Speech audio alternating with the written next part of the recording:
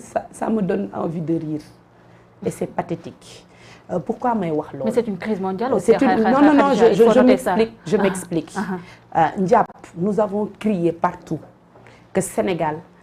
dafa extraverti maanaam li ñuy lekk dañ koy jëlee ci biti di ko indi et que dëkk bu bëgg a jël une sérieuse option maanaam bëgg a développer wu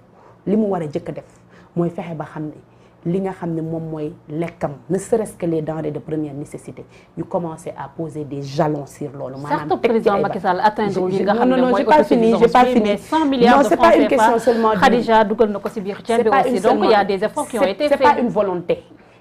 Aujourd'hui volonté tabax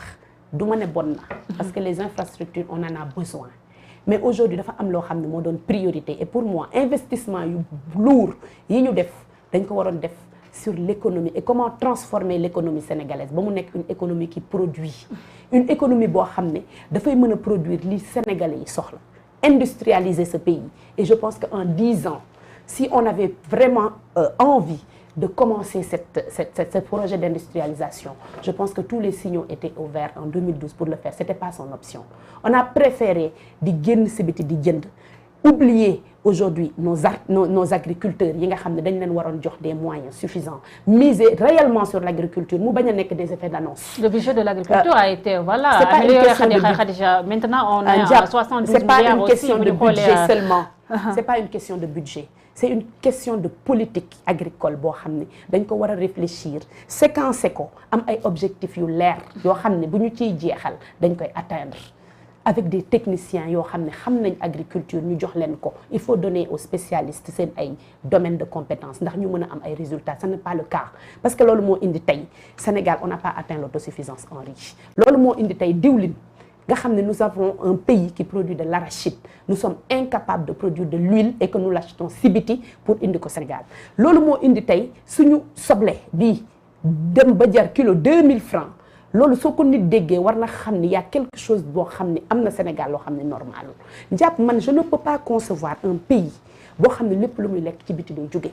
te warul nekk une priorité d'inverser cette tendance-là ba nga xam ne dañuy investir réellement sur l'agriculture mais aussi dañuy investir réellement sur l'industrie di transformer di produire loo xam ne moom lañ soxla d'abord pour notre marché intérieur c'est pas une option pour ce gouvernement il y a pas à réfléchir de midi à 14 heures ils ont échoué sur cette question et le résultat nous le vivons tey mooy lan tout ce qu'on achète si biti lay jógee bu amee une crise mondiale si biti boo xam ne Covid la crise de l'Ukraine la géopolitique mondiale daf ñuy impacter directement te duñu am solution parce que duñu am ay leviers yoo xam ne mën nañ ci appuyer wu parce que très tôt ñun réfléchir ñu woon nan la ñuy def ba suñu économie bi nga xam ne liy jóge ci biti moo ëpp di dugg ci Sénégal ñu wàññi ko ne serait-ce que ci li ñuy lekk et ça n'a pas été le cas aujourd'hui pire encore du loolu on va vers une récession te duñ ko wax aujourd'hui Sénégal la récession elle est déjà là. Elle est là mais duñ ko wax duñ ko nangu mais c'est le cas c'est ce que les Sénégalais vivent quand tu vas ci boutique yore 50 000 jënd ci saaku ceeb ak bouteille dawlin bu mag mu leer la ni doo continuer ce mois le prix de l'oignon qui coûte 2000 francs le prix du lait di jóge ay 1200 di dem ba ay 1800 soo jëlee le pomme de terre ay kilo 800 700 la viande qui ne warul nekk un luxe kilo 4000 francs mais nan la ñuy def Sénégal pour dund soo jëlee jën léegi amatuñ ko parce que suñu code bi joxe nañ ko donc sincèrement moi je te pose la question à savoir est-ce que cette option que nous avons prise est la bonne sama réponse personnelle mooy c'est pas la bonne option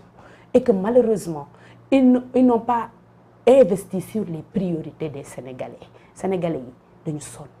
Sénégalais yi dañu xiif on parle du chômage des jeunes endémique mais tout simplement parce que nous n'avons pas ay industries yoo xam ne les Sénégalais danañ leen fa yóbbu ñu fay liggéey c'est comme ça qu'on résout le chômage il faut créer en fait des industries qui créent de la valeur ci dëkk bi yi industrie yoo xam ne dafay permettre ñu mën a employer des jeunes femmes des jeunes dames dans des métiers yoo xam ne c'est des métiers de production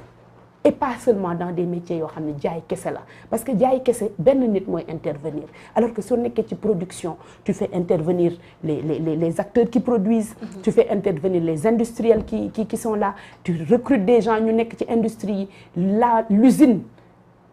qui fait vivre le monde c'est la Chine ils nous ont montré que pour que dëkk mën a développer wu il faut que mu dugg dans la production donc aujourd'hui le Sénégal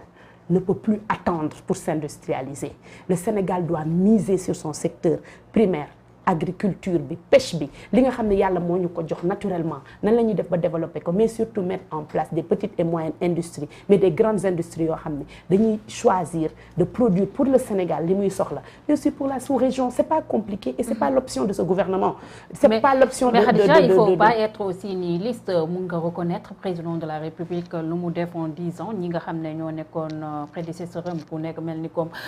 kii di Léopold Sédar Senghor Abdou Diouf ak Abdoulaye Wade ils n'ont pas fait pareil parce que président Macky Sall dugal na 100 milliards par rapport nga xam ne lii moo nekk ceeb bi mbay mun ne wax ne fu mu toll ni c'est une réalité au Sénégal Khadija dugal na 500 milliards de francs CFA depuis période Covid bi subventionné li nga xam ne moo nekk les besoins de base de la population 92 milliards si carburant bi mun est-ce que lii nekkul choc endogène et 40 milliards aussi récemment pour des cash transferts voilà donc certes il y a des choses à améliorer mais il faut reconnaître aussi je ne dis pas que je dis une chose la aussi Khadija damay wax dara un président qu'on élit jox la ay moyens nga leb des milliards yoo xam ne mais samay sëtaat dañ koy fay am nga da nga am obligation def encore une fois état bu jël xaalis di dugal ci ay secteurs c'est pas loo xam ne dafa c'est tout à fait normal. Mais on a des pays aussi Khadija yoo xam ne tout état reconstruire aussi ay je termine jàpp fépp urgence la. Tu sais man je ne juge les résultats d'un projet qu'à ses résultats. Je ne juge un projet que impact bi nga xam ne am na ko ci population yi ak ban njeexital la am bu fekkee projet autosuffisance en riz tey Sénégal on n'a pas atteint cet objectif donc je peux dire que y a quelque chose ban pourcentage de réalisation lañ ci am est-ce que xaalis bi ñu ci dugal ak fonds yi ñu ci def y a eu un impact peut-être il est là mais est-ce que c'est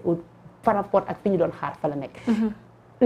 jëlal arachide bi y a pas à réfléchir de midi à 14 heures Ndiap on ne peut pas avoir un pays qui produit de l'arachide comme le Sénégal qui historiquement moom moo doon le bassin même arachidier du Sénégal ak arachide kese ni mu mënee porter le développement du Sénégal te tey dañuy jënd suñu diwlin ci biti di ko indi pour di ko def ci ay bouteilles pour di ko jaay à des prix yoo xam ne ménages yi mënatuñ ko supporter tu veux me dire que y a une politique d'industrialisation jox ma industrie tey boo xam ne tey Sénégal fii ou une filière qui n'est pas malade dans ce pays même poisson bi nga xam ne ñu ngi koy produire mënuñu ci def dara alors que c'est de l'économie bu ñuy jël di ko yóbbu ci biti ñeneen di ko defar di ko indilaat en boîte de sardines et autres choses loolu mënul développer dëkk boo ma jëlalee les autres filières tu vas dans le sud les produits alimentaires les mangues qui pourrissent ñuy jël suñu rani di ko jëndee à l'étranger ñuy jël mango Sénégal di ko yóbbu pour ñu koy def ci ay boissons dañu ko indilaat ainsi de suite et les exemples on peut les multiplier à l'infini on a notre fer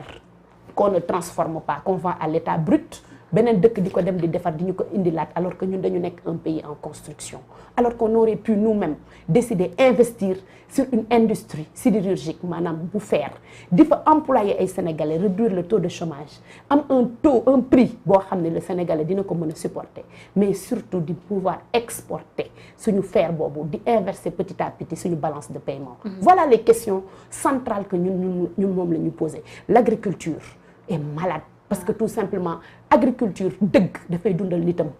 agriculture dëgg dafay permettre aux agriculteurs ñu nekk des citoyens yoo xam ne dañ leen di ñee parce que ils nourrissent leur population mais aujourd'hui je pense que le monde rural souffre les agriculteurs surtout raison pour laquelle ñëpp a ngi jógee ci mbay mi di ñëw Dakar pour des métiers yu nga xam ne aussi les marchands ambulants parce que amuñu choix parce que si seen territoire yi on ne leur propose pas du développement donc Ndiap pour en revenir aussi à mon rôle de mère qui me permet aujourd'hui d'apprécier